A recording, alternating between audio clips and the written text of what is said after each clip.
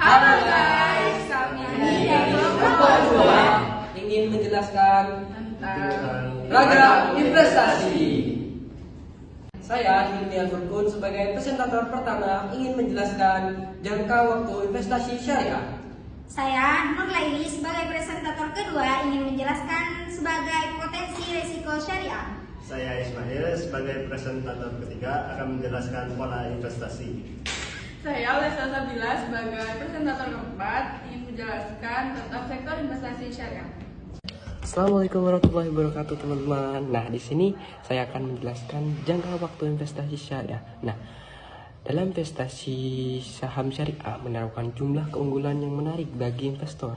Salah satunya adalah kesesuaian dengan prinsip-prinsip etika moral Islam dengan memilih saham-saham yang sesuai dengan prinsip-prinsip syariah. Investor ini dapat yakin bahwa investasi yang mereka lakukan tidak hanya memberikan keuntungan finansial bagi mereka, tapi juga konsistensi dengan nilai-nilai agama yang mereka anut.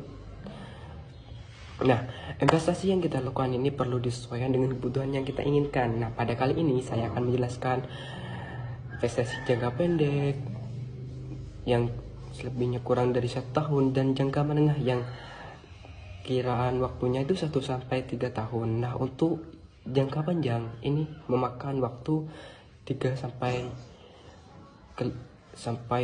tahun lebih.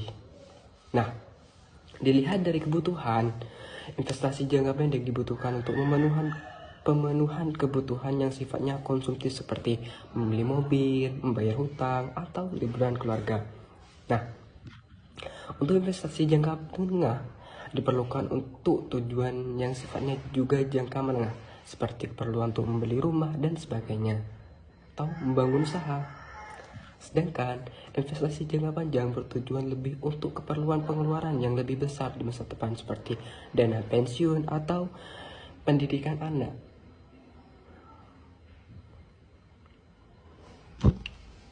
Dalam investasi jangka pendek ada satu, yaitu deposito. Tidak sedikit orang yang berasumsi kalau deposito hanya bisa dilakukan untuk jangka panjang, misalnya 10 tahun. Padahal deposito sangat relevan pada jangka pendek. Keuntungan deposito lebih besar dibanding tabungan biasa karena bunganya lebih besar. Selain itu, terdapat pula produk deposito yang membuatmu bisa mencairkan uang bila sedang kepepet. Deposito tergolong jenis investasi untuk pemula karena risikonya minim. Kali ini saya akan menjelaskan apa sih investasi jangka menengah itu dan contohnya. Nah, untuk contohnya ada saham teman-teman. Saham merupakan instrumen investasi yang fleksibel karena bisa dalam jangka pendek, jangka menengah, sampai jangka panjang. Tergantung tujuan rencana teman-teman. Bila ingin menjadikan saham sebagai jenis investasi jangka menengah, kamu bisa beli saham dari perusahaan yang memiliki kredibilitas bagus dan keuangan yang sehat.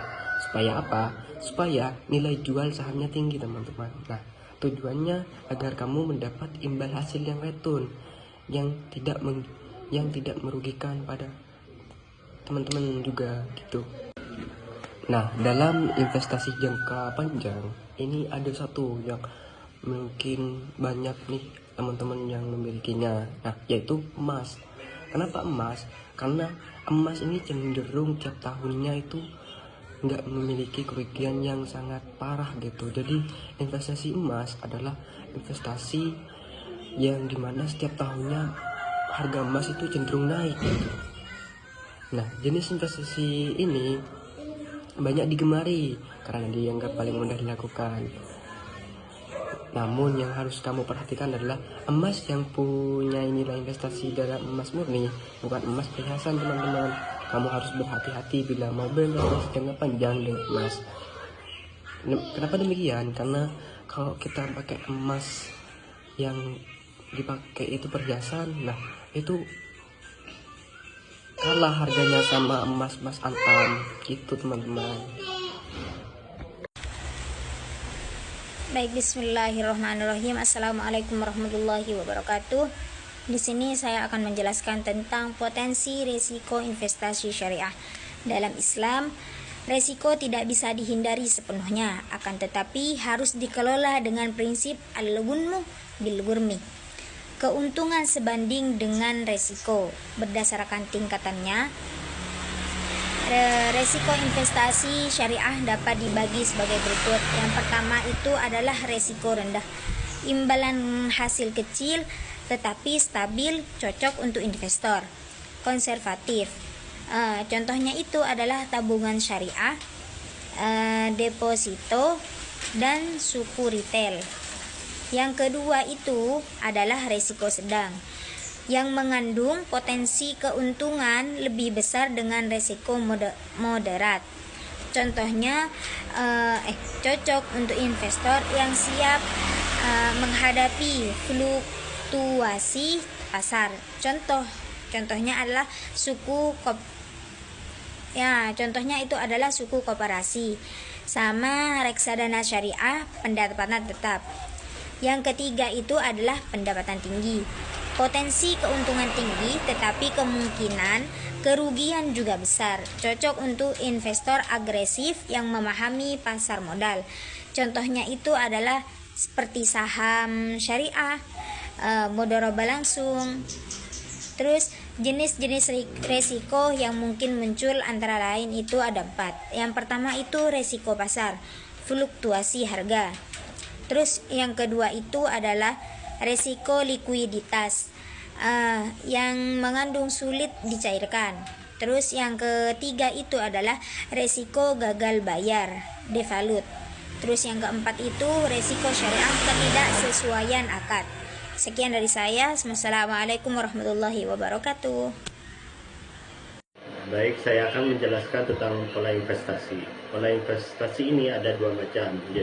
Pertama, investasi langsung. Investasi langsung ini adalah kita turun tangan langsung dalam mengolah keuangan dalam perusahaan, di mana kita dapat kendali penuh dalam mengolah uang yang diberikan para investor dan untuk mendapatkan keuntungan lebih besar. Tapi risiko dari investasi langsung ini, kita mendapatkan kerugian lebih besar daripada para investor.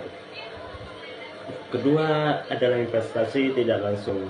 Investasi tidak langsung ini, kita sebagai investor memberikan uang kepada perusahaan untuk dikelola untuk mendapat keuntungan. Tapi investasi tidak langsung ini kita mendapatkan keuntungan lebih kecil, tapi risiko yang kita dapatkan itu lebih minim karena ditangani oleh para ahli. Itu saja. Di sini saya akan menjelaskan tentang sektor investasi syariah. Sektor investasi syariah adalah bagian dari sistem keuangan yang mengikuti prinsip-prinsip syariat Islam, terutama menghindari unsur riba, bunga, korer, ketidakpastian berlebih, dan maisir, spekulasi atau gambling. Tujuan utamanya bukan hanya keuntungan, tetapi juga keberkahan, keadilan, dan keseimbangan sosial. Yang pertama, sektor investasi syariah yang umum ditemui. Berikut beberapa faktor investasi yang umum dalam ekosistem syariah. A. Pasar modal syariah. Yang pertama, saham syariah. Saham perusahaan yang operasional dan pendanaannya sesuai prinsip syariah. Contoh, tidak bergerak di alkohol, bank konvensional, judi, dan lain-lain. Yang kedua, reksadana syariah. Dana kolektif yang dikelola manajer investasi sesuai fatwa DSN MUI. Yang ketiga, suku obligasi syariah. Surat berharga yang mempresentasikan kepemilikan aset real, bukan utang. Contoh, suku retail, suku negara, suku korporasi. B. Perbankan dan keuangan syariah. Yang pertama ada bank syariah, yang kedua unit usaha syariah di bank konvensional, yang ketiga lembaga keuangan mikro syariah. C. Asuransi syariah atau takaful. Yang pertama ada asuransi yang menerapkan prinsip sharing risk bukan transfer risk. Yang kedua, premi disebut tabarruk bukan sebagai harga jasa. D. Properti syariah. Yang pertama, investasi di properti yang dilakukan tanpa bunga dan spekulasi. Kedua, biasanya sistem cicilan langsung ke developer tanpa bank. E. Emas dan logam mulia. Investasi emas yang memenuhi ketentuan akad syariah. Biasanya menggunakan akad jual beli tunai atau murabahah. F. Crowdfunding dan P2P lending syariah. Ada platform pembiayaan donasi syariah, umumnya menggunakan akad seperti mudharabah, musyarakah, atau ijarah. Yang kedua, karakteristik investasi syariah. Yang pertama, halal dan thayyib, bersih dari sektor haram dan bermanfaat. Yang kedua, bebas riba, gharar, dan maisir. Yang ketiga, berdasarkan akad-akad syariah seperti mudharabah, musyarakah, dan murabahah. Ada pengawasan Dewan Pengawas Syariah atau DPS. Tujuan tidak semata keuntungan tetapi juga etika dan keberkahan. Yang ketiga, contoh industri atau perusahaan sektor real yang syariah.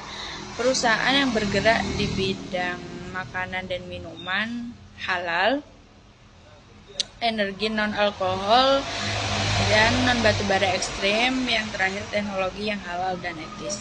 Sekian dari saya. Wassalamualaikum warahmatullahi wabarakatuh.